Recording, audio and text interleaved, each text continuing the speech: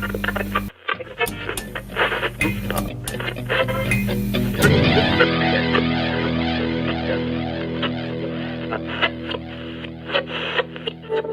and welcome to another edition of my Deuze vlog. My name is Mark Deuze. I'm a professor of media studies at the University of Amsterdam, and I am conducting a series of interviews, conversations with scholars and professionals from media organizations and universities and research institutes and charities and other organizations from around the world, all involved in issues related to the mental and physical and spiritual health and well-being of people in the media, of journalists, filmmakers, game developers, ad creatives, content creators, musicians, and so forth.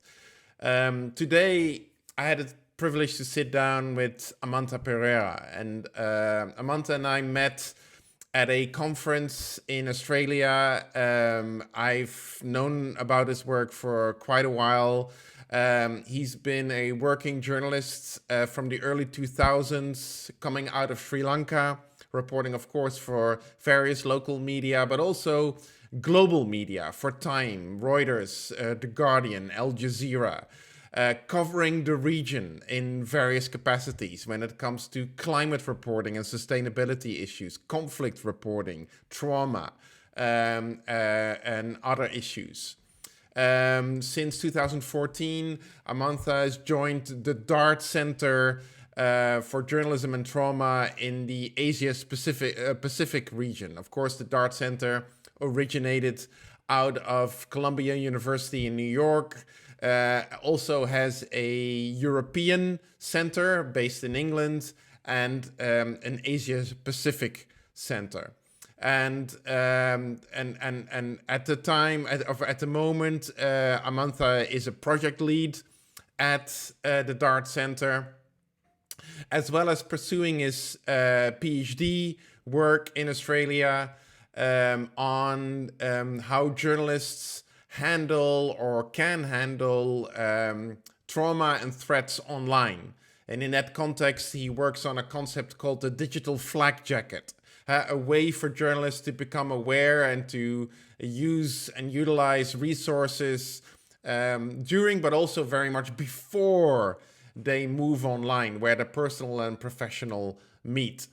I hope you enjoy this conversation. It's a powerful conversation about his own personal experiences and road towards realizing how to handle or how not to handle the experience of trauma as a journalist, especially a journalist reporting from a conflict zone, doing his work for the DART Center and continuing to do so even though funding from the US has run out, and pursuing his incredibly important research and straddling the worlds of professional journalism and academia. I hope you enjoy this interview as well as all the other interviews in this series. And as always, please follow, share with your friends and your colleagues, like and give us a comment or some feedback. We really love to hear from you. It's really good to see you again, and thanks again for making the time to do this.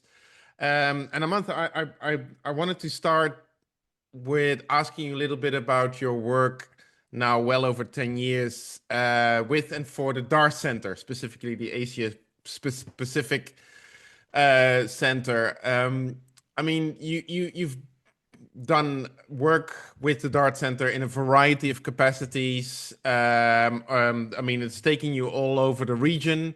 I mean, from conflict reporting on climate change, I mean, dealing with trauma, digital trauma specifically.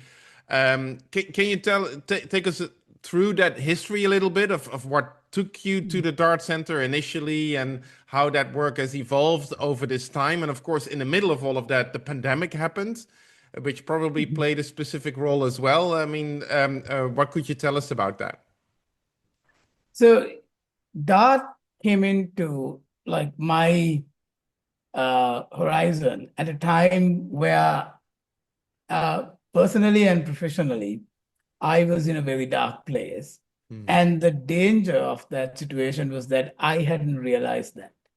So Ah. if this was about probably, yeah, about 1.5 decades ago.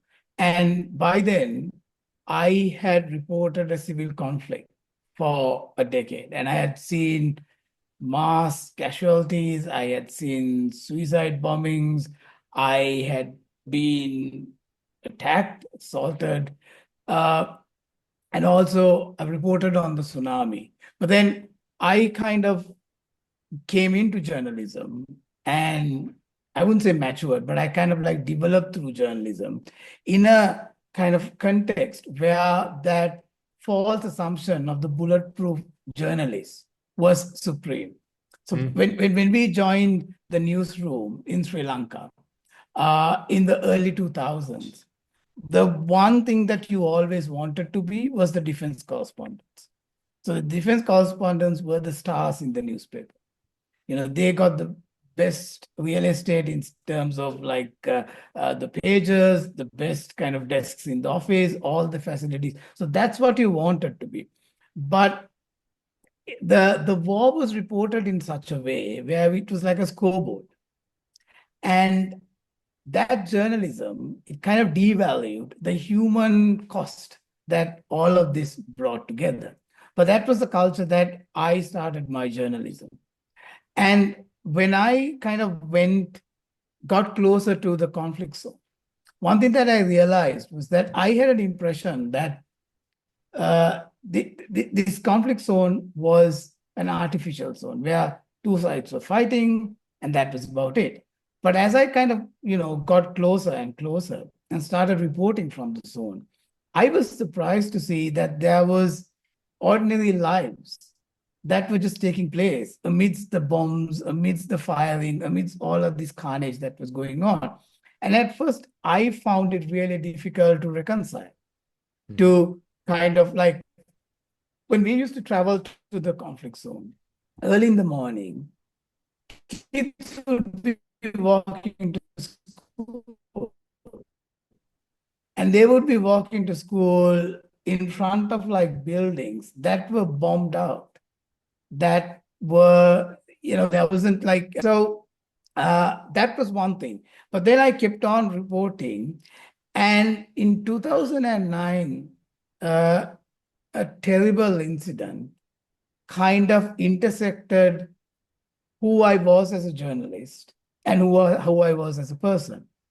My mentor, the person who brought me into journalism and who had given me so much of opportunities to do this work that I really loved, was killed. He Mm. was ambushed just outside of Colombo, and he was killed. Now, when that murder happened, I was reporting on the war. I was reporting on everything that was going on in Sri Lanka. And I approached this as a story. And I kept reporting on that. Wow. I remember very graphically that when I heard that Lasanta was uh, attacked, the first thing I did was I grabbed a photographer. I used to take photographs because when you're freelancing, it kind of allows you to make a few extra dollars here and there. But I took these pictures, and now when I took these cameras, and when I look at the pictures from that day, hundreds of pictures, hundreds of pictures. Mm. And it's probably after the decade or so that I realized that I was using those cameras as a shield, right? Even without understanding what I was going through, Mm. I was trying to deny myself that this incident had a huge impact on me. And I Mm. kept reporting on that. But then the longer I reported on this, something changed in me. I became very angry. I became very angry at uh, him for putting himself in this kind of danger. I became angry at myself for not preventing this incident. And that anger was kind of like eating into me. And quite out of the blue, somebody that was known to me, and ironically somebody who's an economist, suggested that I should reach out to the Dart Center, that they are working in this space. And that was my beginning. And I applied for the fellowship, the Asia Pacific Fellowship with the Dart Center. And I got selected for that. And I still remember quite vividly that I had this conversation with Dr. Kate McMahon, who was in the sidewalks of Bangkok, talking to her about what I had gone through. We were like, and we were having this conversation, and there were like, tourists running all over the place. It was chaotic. It was like people trying to have fun, people shopping, and we were having this conversation. And that was the beginning of my kind of like, entry into trauma-informed journalism. And what it did to me was it helped me to go back and examine the work that I had done and the kind of toll it had on me and also those who were close to me and also on my work. And then I realized that, look, me and others who are working in the Asia Pacific are continuously working in situations where the potential for trauma exposure was very high.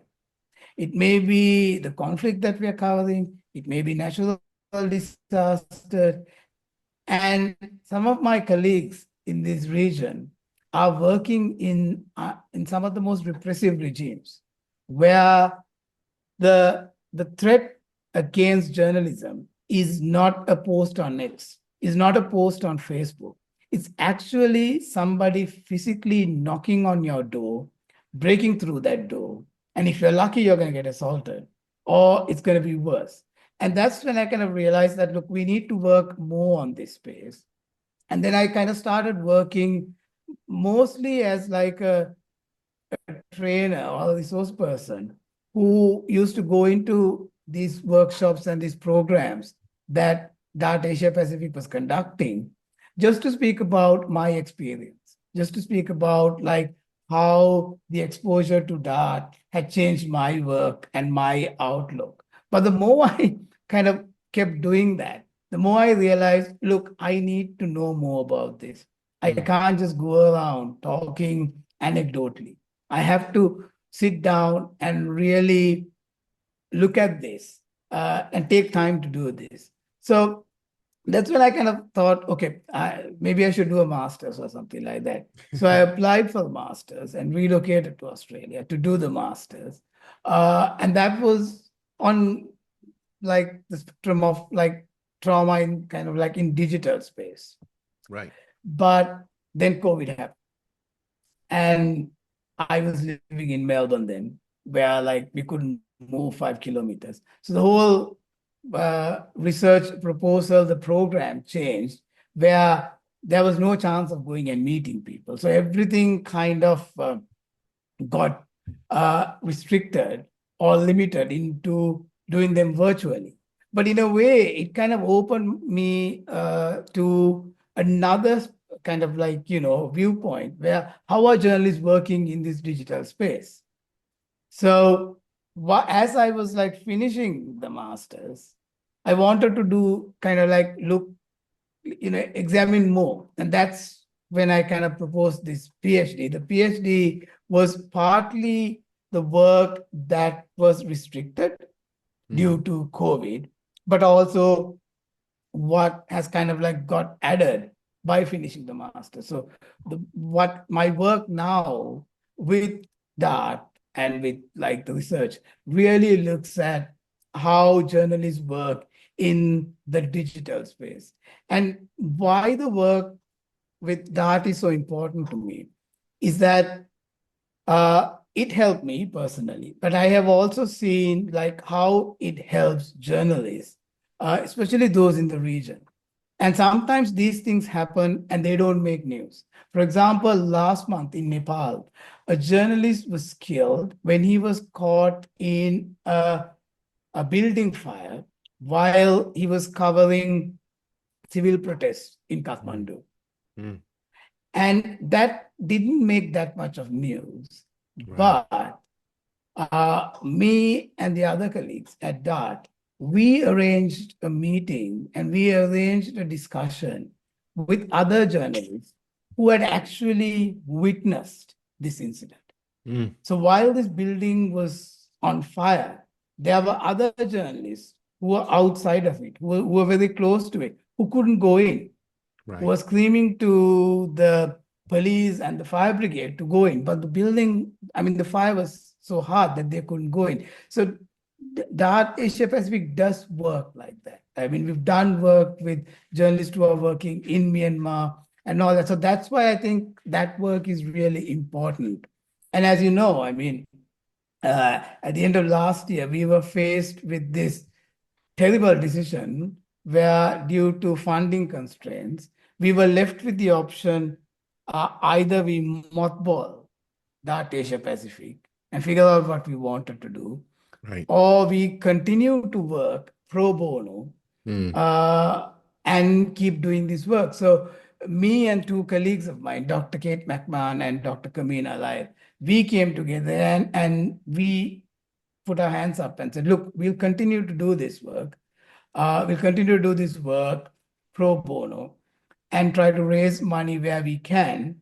And I'm really glad that we made that decision, because not only have we been able to continue the work, but there are indications that the work will be supported, that we probably can reach some kind of financial stability, not anytime soon, but sometime in the future. Yeah. Right. Thank you for sharing that history. I'm reminded of something that I've seen in some of the research on journalists, specifically, as you say, in repressive or conflict situations, where, but in general, when it comes to journalists and trauma, that you kind of need your emotions to be a journalist, right? You have to care, you have to, like you say, there's a fire, you run towards it, right? Yeah. You have to want to serve an audience, a public, a community. Mm. So that all takes a lot of your humanity. So you need your humanity, your emotions to be a journalist. But then, especially in your story about when your friend and your mentor got attacked, that your first inkling was, okay, get a Yeah. photographer, go out and cover the story, and that became your way of processing it and dealing it with at the Right. time. It's almost, so you need your emotions to be a journalist, but also you need to be a journalist to suppress your emotions. Yeah. And that's an almost impossible position to be in, but it's fairly typical of a journalist. Is that a fair expression of some of your experiences there? Yeah, it is. And I think like why I kind of like ran into that difficulty was probably the accumulated trauma impact of a decade or so, Mm. of seeing the civilian casualties of war, of seeing that kind of mass mayhem because of war. And the issue for me was that the war was happening in my own country. That detachment was not very easy for me, because Mm. it was the, two communities in that one small island that was fighting among each other. And when one side looks at you as doing something noble or reporting something in a very professional way, the other side calls you a traitor. So it was very difficult for me to reconcile. Mm. And also, because the war was ongoing for almost 25 years, violence had become a fact of life, right? Yeah. Bombs going off in Colombo was a fact of life. And sometimes, if a bomb blast would kill 5 people, it wouldn't make the front page news, because we were used to explosions that were destroying and taking out 20, 30 lives or more than that. And so you kind of are in this situation, in this kind of like work environment, where you're conditioned to look at and assess these incidents not by the human suffering, but by the numbers that are coming out. Mm. And that trend is set for you by those who are much more senior to you, or who have like done this before you. And you're kind of continuing with that. And I think personally, I found it difficult to reconcile because I always wanted to tell stories about people. I remember going to the war zone. Lasanta, my editor who was killed, he said, look, I will, you know, fund you to go to the war zone, but you have to bring me the defense stories. You can't just keep writing about these children going to school or these people who are there. The important story is the military story. So I was in that situation, Mm, right? And I think like also at that time, the idea of objectivity in journalism was again paramount. You're trying to keep yourself out and you don't bring your emotions in. And then I mm, think like I was trying to like kind of live up to that image of that traditional war correspondent or that journalist who covers wars, but who can walk away and say, look, I'm not emotionally impacted. I kind of felt that that was a vulnerability that was not of a serious journalist. But with Lasanta's murder, it really, really came, that internal conflict became unbearable. It was unbearable because this was somebody who was very close to me, who was almost I mean, he was a father figure to me. mm, And we had our differences, but he was a father figure to me. And his murder, and that murder in that such a violent way, had an impact on me. And I was trying to suppress that, right? yeah. And then it was coming out. And I think like uh, for me, the battle, the internal battle for me is that how do I reconcile that personal feeling with that of reporting the story? And for the while after I had started my interactions with that, I removed myself from the story. I said, look, I'm not going to report on this. I'm not going to report on the murder. And I did that for about 5 years. It's only after I kind of came to terms with uh, the murder, the impact it had on me, and how I could approach it. It's only after that that I kind of re-engaged with that. And now everything that I do as a writer, as a researcher working in this space, I think it's kind of my way of dedicating my work to him, saying, Mm, look, you made the supreme sacrifice. yeah. And this is my way of saying that, look, this is how it has changed me. This is how it like impacted me. And yes, I may not have been able to prevent that, but this work that we're doing now can help journalists in that small way that they may not take those dangerous decisions. Because I sincerely feel, Mark, that Lasanta, if he had the kind of trauma-informed journalism awareness that you and I have now, Mm, wouldn't have made those dangerous decisions. wow. I sincerely feel that. I feel that we are in a privileged situation where our understanding about journalism, our understanding about what, uh, like you said, the emotions involved in journalism are all about are much wider and much more grounded that we can make the decisions. Whereas he grew up and he worked in this classic kind of like, format of the swashbuckling journalist who was investigating and breaking stories. And that was the focus.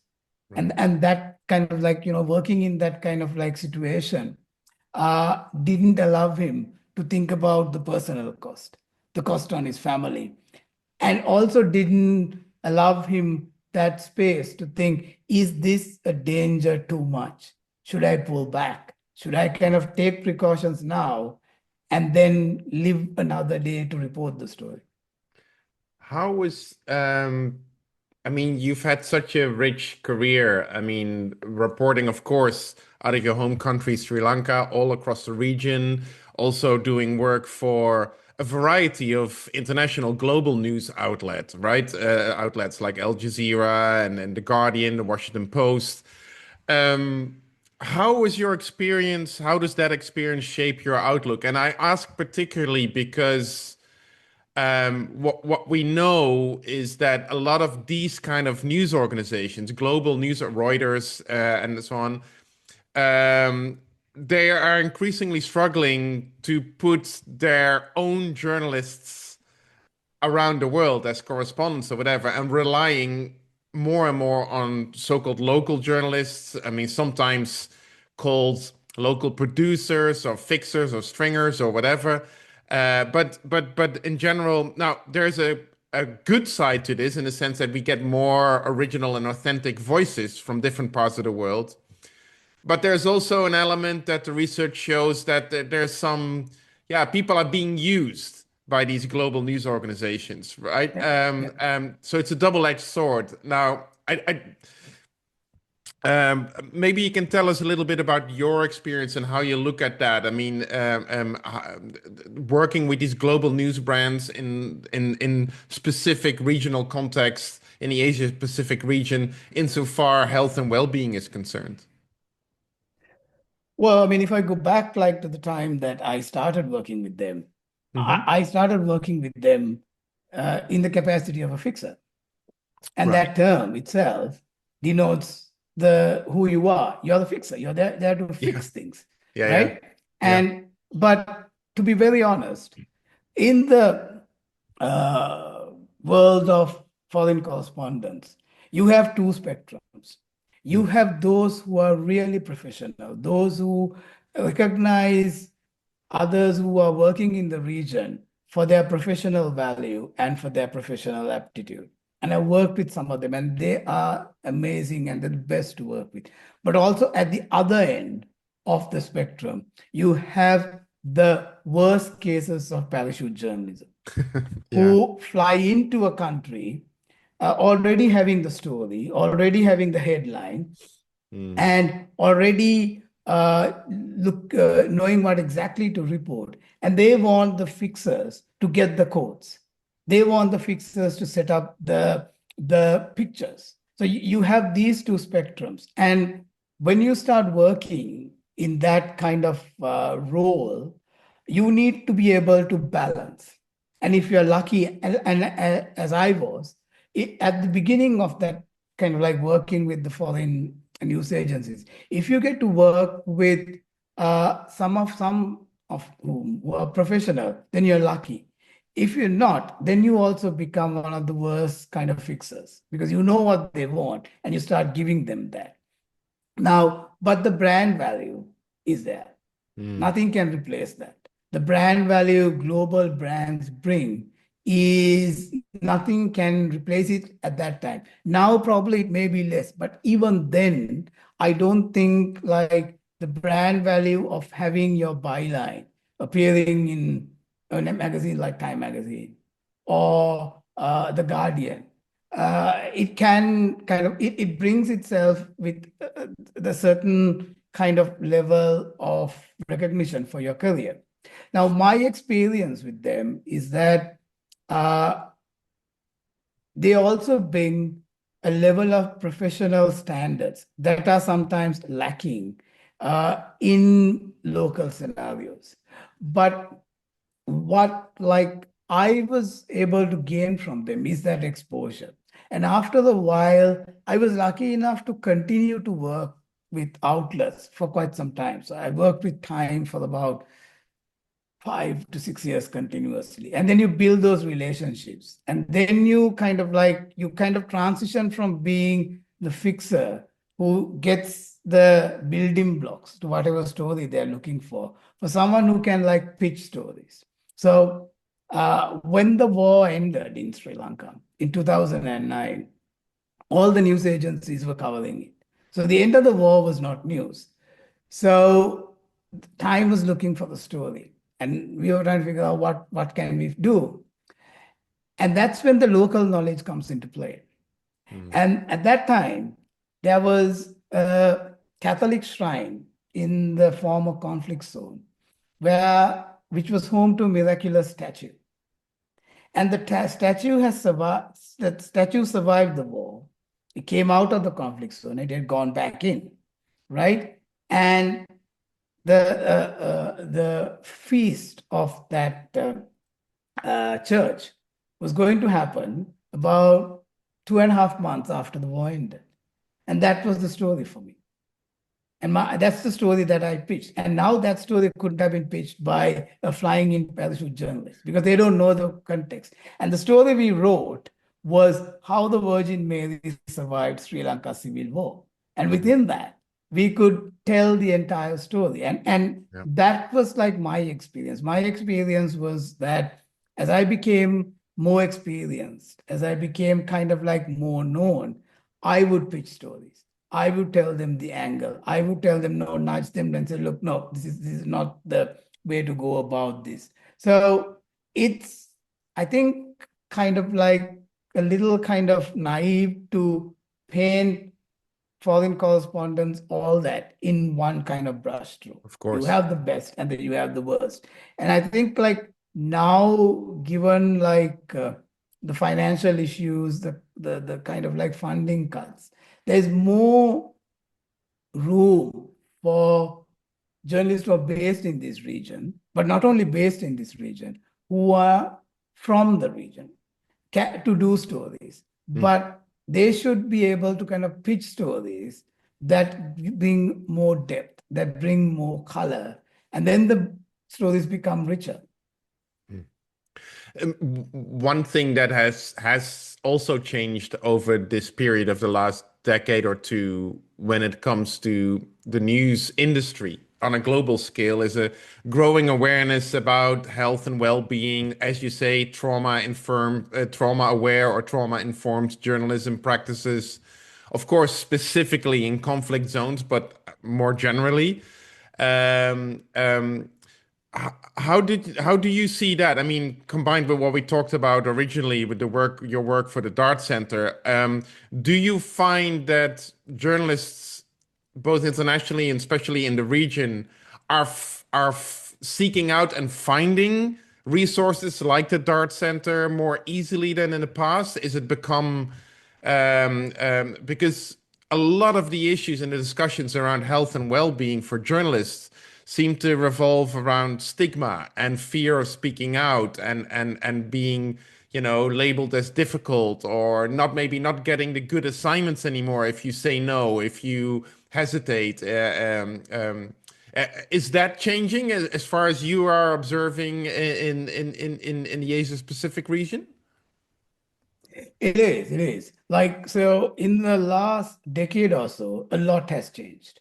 So when the time like I kind of started my work with the Dart Center, when you went into like say a place like say in Colombo, and if you wanted to talk about trauma-informed journalism, instantly it was looked upon as this Western concept that's going to get kind of like, superimposed on a Ah, place like Sri Lanka. What right. we need to kind of understand is that like, say the Sri Lankan culture that I come from, the idea of mental well-being is a new one. Like it's probably my generation that has started talking about this with some level of comfort. If we remove a generation back, we never acknowledged that. We never acknowledged that, look, there's an issue called mental well-being. You never spoke about that. You didn't talk about the fact that, like, your mental well-being was something that you could work on as much as your physical well-being. It was something that you could get expert advice and work on it and improve. It's with my generation that this discussion has at least become somewhat frequent. And it's the same with journalism. So when I started off, if you went into a newsroom and spoke about mental well-being, most colleagues in that newsroom would think of yourself as not cut out to be a journalist. Right. But that has changed now, and there are reasons for that. Partly the reasons are like the global dialogue on trauma and journalism has also widened. Uh, Journalists from these Asia Pacific region and others have been able to take part in those things.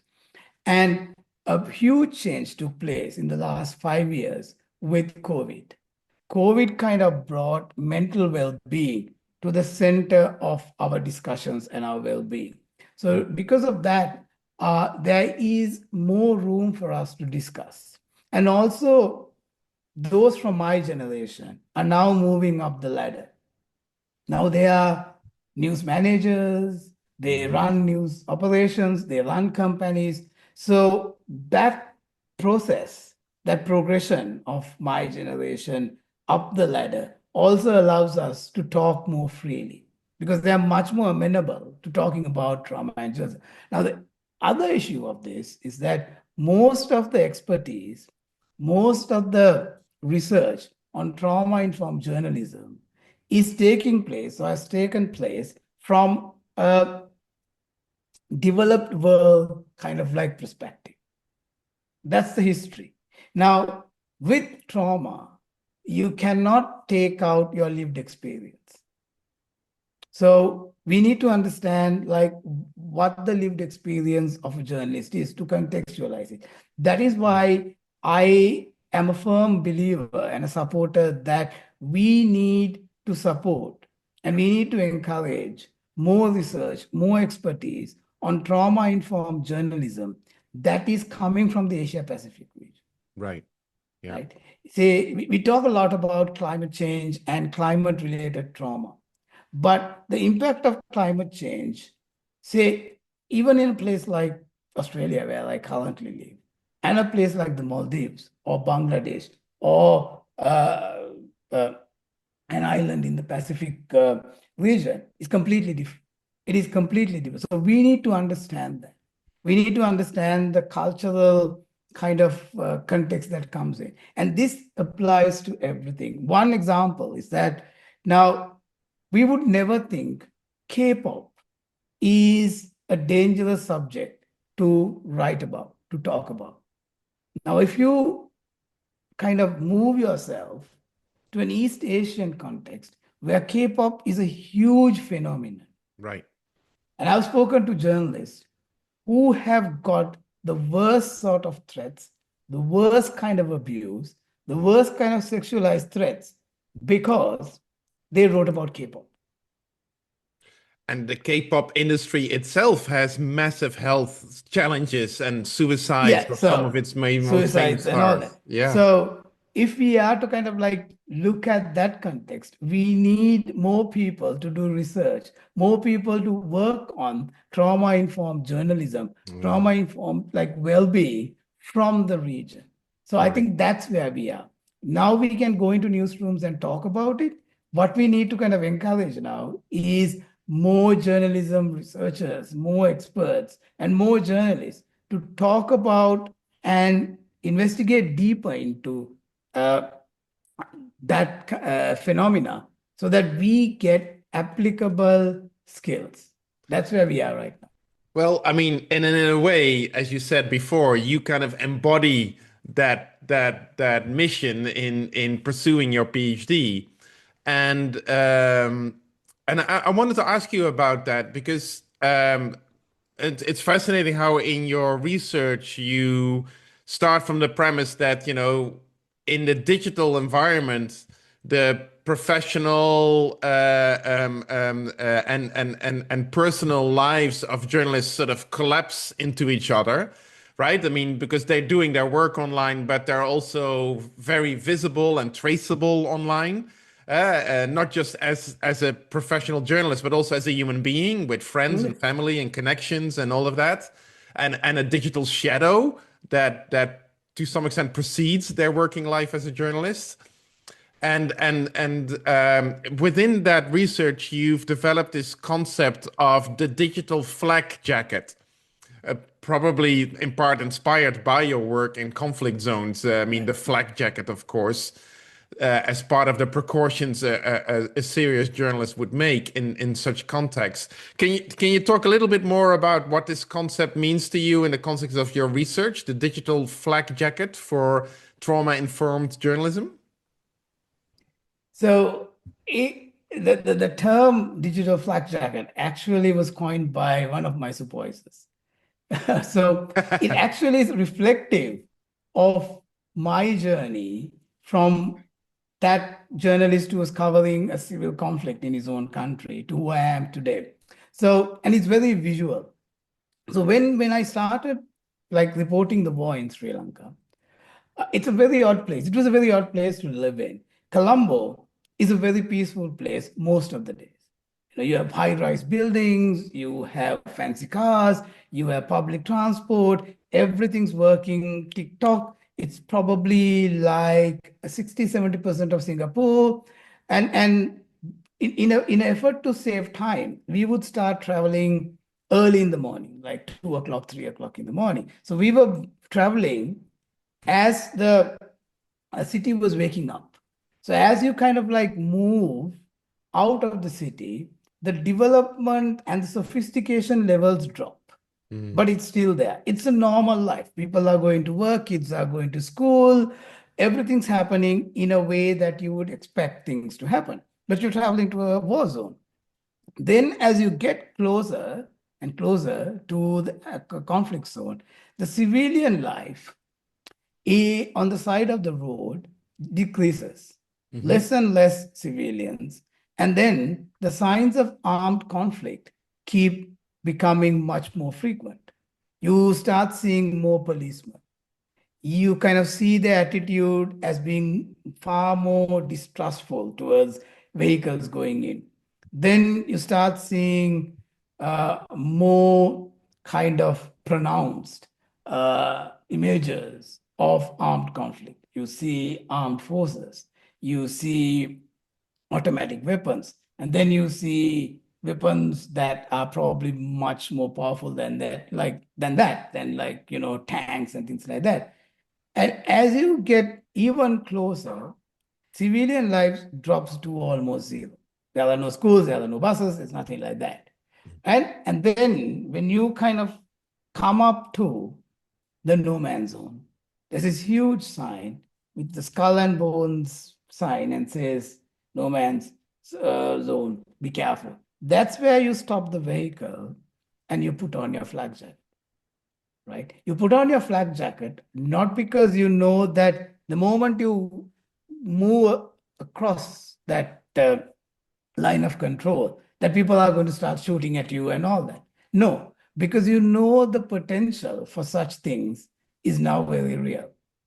That there's going to be a lot of bad stuff going around, and this is a precaution. And you wear that because why? Because you were given visual signs that you are getting closer and closer and closer, and now you're at the doorstep, and you wear that.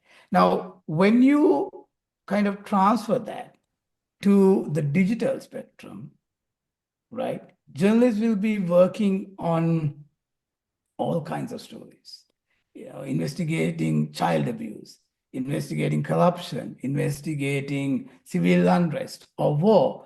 I mean, there are lots of journalists, lots of colleagues of mine who are based in the Asia Pacific region who now monitor the conflict that is going on in Gaza.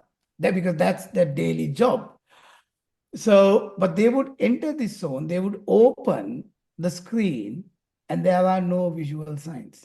There is no skull and bone sign in front of Right. my screen that says you are entering into a danger zone. You need to prepare yourself. So the concept of the digital flak jacket is to consider and evaluate your digital workspace in terms of the dangers that it represents. So some days it may not, some days it may. So before you kind of uh, switch on the screen or get into your work, to understand, do I need the flak jacket now? Mm. Or do I need to kind of be aware of that? So that's the concept. It's also places the journalist right at the center. Because what's going to be potentially traumatic to you may not be traumatic to me, Right. because we come from two different backgrounds, two different lived experience. So you kind of put yourself in that, right? I'll give you one example. There was, I recently spoke to a journalist, a middle-aged male journalist. He was curating uh, images and content coming from the Middle East conflict zone. When he went home, his kids asked him to play. And he said he couldn't. He froze. And why? Because he had that day seen a, Mm. a collection of images that involve kids of Of his own course. age. Yeah. So now the whole context matters. So that's what the digital flak jacket is. What it provides is for that colleague of mine, before he opens that stream of images, to understand this is who I am, this is my background, I have kids of this age. What do I need to do? Do I need to do so? If my work determines that I need to look at these images and decide which image are we going to use and what we are going to set aside, what are the precautions I need to take? What are the kind of like safety precautions I need? So that's what the digital flak jacket does. It basically, the concept is to understand who you are, what your lived experience is in that digital information space. And into all that comes in our personal engagements as well, right? Yeah. Like the digital information kind of space is so integrated with who we are now that you can't separate it, Yeah. right? It's an integral part of our who we are right now. I mean, when was the last time a teenager answered a call instead, like sent an SMS? Mm. So that's what it is now. And we need to understand that. So if our personal and professional digital profiles are kind of coming together seamlessly, what other precautions should we take? Right? Can I look at my work emails on my phone? And then what is the impact it's going to have on me? What are the precautions I need to take? I mean, that's why this research is fascinating. I've spoken to journalists who actually lock their phones in a cupboard at night, saying that, look, this is what we have to do. We cannot do otherwise, because otherwise we keep going to that. But is it practical? Can you be a good journalist without having access to your phone at any given time? Now, what other precautions do we need to take? What kind of balances do we need to bring into these things? So that's what the digital flak jacket tries to embed. Well, I do want to ask you something more about that, but taking a step back, um, well, especially for freelance journalists, of course, they have to have that sort of personal awareness and training and sort of knowing what they're getting themselves into.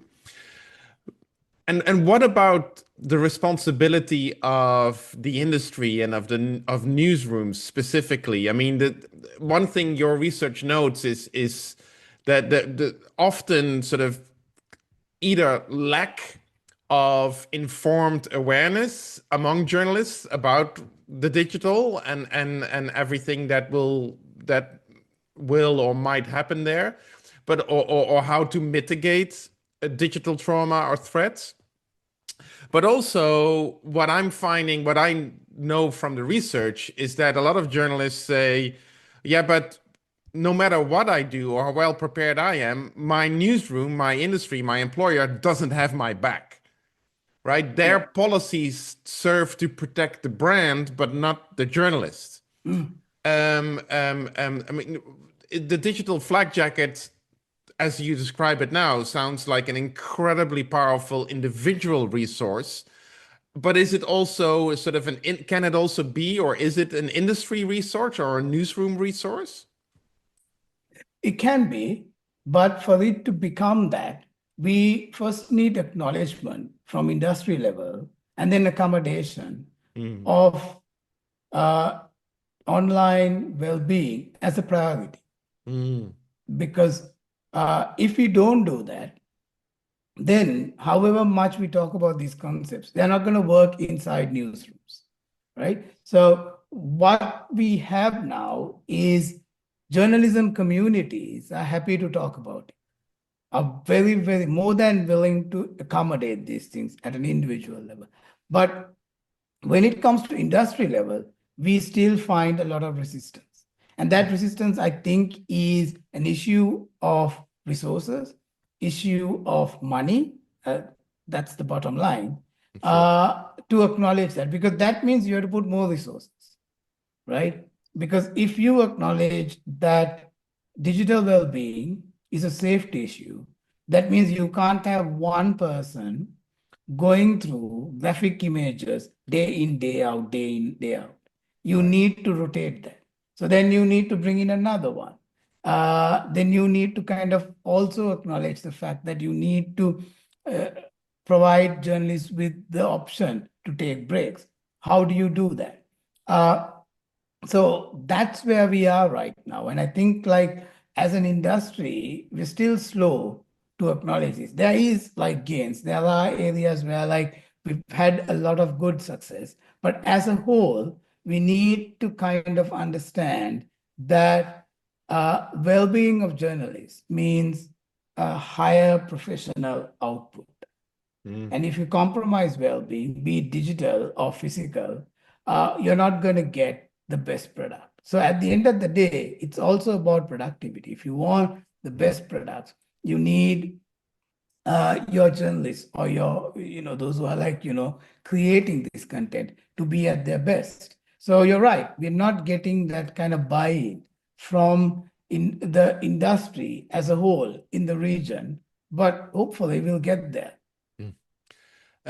Maybe in conclusion, I mean, you're in the process of wrapping up your PhD research, I think, maybe finishing next year, Yeah. hopefully. Yeah. Um, Hopefully.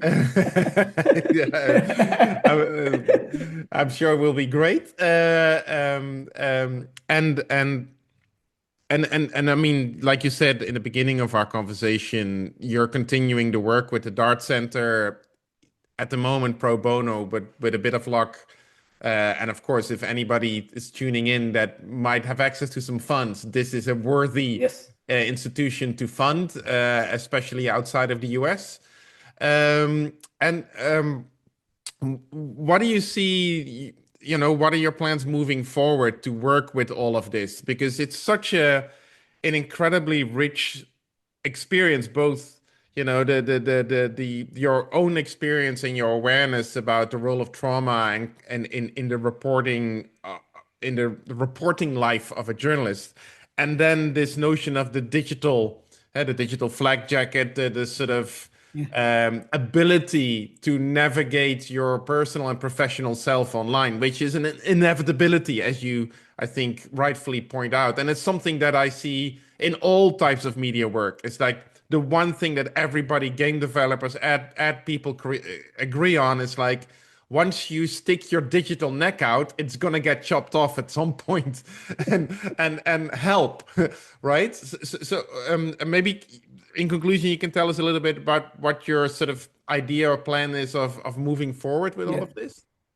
Yeah, I think you asked me this question the first time we met. Like you're Yeah, asking, like, how do you see yourself in like a I year or two repeat or something like myself. that? Yeah. No, but the interesting thing is that I kind of see myself in this intermediate position where I kind of straddle both the world of the journalist, the working journalists, Right. those who are like, filing stories, uh, kind of meeting up to the pressures of getting stories, filing stories, deadline, all that. But then also the other side of researchers who put countless hours into researching these concepts, trying to understand this is what's happening, moving beyond anecdotal to those that are concrete findings. And I see my role as somebody who can move between these two spectrums for the benefit of both parties. So when I speak to journalists, I can tell them, look, I know what you're going through. I've done that, right? But I also can tell them, look, I can tell you the benefits of this research. Because most of the time, however good the expertise, the academic research is, sometimes the initial reaction of journalists is like, these are not applicable to us. These fellows have developed this, they don't understand anything about how it's like to work in a newsroom. And I get this. I get this. I used to get this when I used to talk to colleagues about kind of moderating digital usage. The first reaction is that, how on earth can you tell us that when our editors are breathing down our neck and saying, you have to file before the other guys. Otherwise, it's pointless. If Right. something moves on social media before I move it, that's it. I can have the best story. It doesn't really matter. So what you need to kind of like then talk to those people like that, or journalists like that, is to say, look, we understand that. But what is important is to prepare yourself. Prepare yourselves to think, look, there are going to be days that you're going to be stuck in like a vortex in this digital space. But there are going to be other days where you don't need to do that. That's how you mitigate. How do you pull yourself out of that? How you kind of like, balance yourself? So I see my role as that. And I also see uh, myself in this growing group of journalism researchers and academics who are coming out from the Asia Pacific and who are developing skills and resources that are very much applicable to this region. Right. It's not to kind of, that idea is not to devalue the research that is coming out of this region. But especially in this spectrum of trauma and journalism, it's really important that we contextualize this. Sometimes it's really important. When we started, like about a few years ago, when we used to do in-person workshops with the Dart Center, one of our first questions or one of our first engagements with those who attend them was to find out the word in their native language for trauma. And we've had countless occasions where they have not been able to come up with that word instantaneously. Wow. And that is not because that word is non-existent. No, the word is there, but the word is not frequently used. Right. Now, we need to understand that. The word trauma is not a stigma in the context that I live in now, but it used to be in Sri Lanka. In Sri Lanka, I had to talk with journalists, language experts, and others to come up to find the word which with the exact meaning, right? No, it was not, again, and I emphasize, it was not because it was not existent. It was there, but we were not aware of it because that concept was alien. Now, we need to understand that. We need to understand how we kind of move forward with these conversations, how we develop these skills, because that's going to be important. So that's kind of where I see my role as. And if I'm lucky enough, I'll be able to continue with my role at the Dart Center Asia Pacific because I see it as the conduit to take these really rich and life-saving resources that are available into deep and wide into journalism in the Asia Pacific. Right. Because that's the vehicle that allows us to take this. Individually, that's going to be impossible. So that's why that organization is important because it has the resources, it has the brand value, it also has the experience to go out and do this work. And I keep emphasizing this work is really valuable. And at the end of the day, it saves lives. Yeah, exactly. Well, thank you so much, Amantha, for your time It and was my pleasure. for sharing your story and the work. And well, I hope to be there cheerleading at your dissertation defense. Thank you. And again, like, I mean, I thank you for the opportunity. And I think it's important that we kind of have these opportunities where we come together from different regions, but we're united by either common beliefs or a kind of like a common goal that we work towards. And I Right. know that, like, with my kind of interactions with you, that both of us have this uh, focus on well-being. And we're Absolutely. coming at it from two different kind of backgrounds, two different perspectives. But talking to those like you, it widens my understanding. And there are so much of things that if we can adopt and incorporate to this region, that's going to be helpful. Because if the research is done somewhere else, then what we need to do is to figure out how can we adapt this to this region instead of kind of starting it from the scratch. So there's a lot of good that can come about it, and I hope these collaborations continue. So good luck Absolutely. with everything. We will.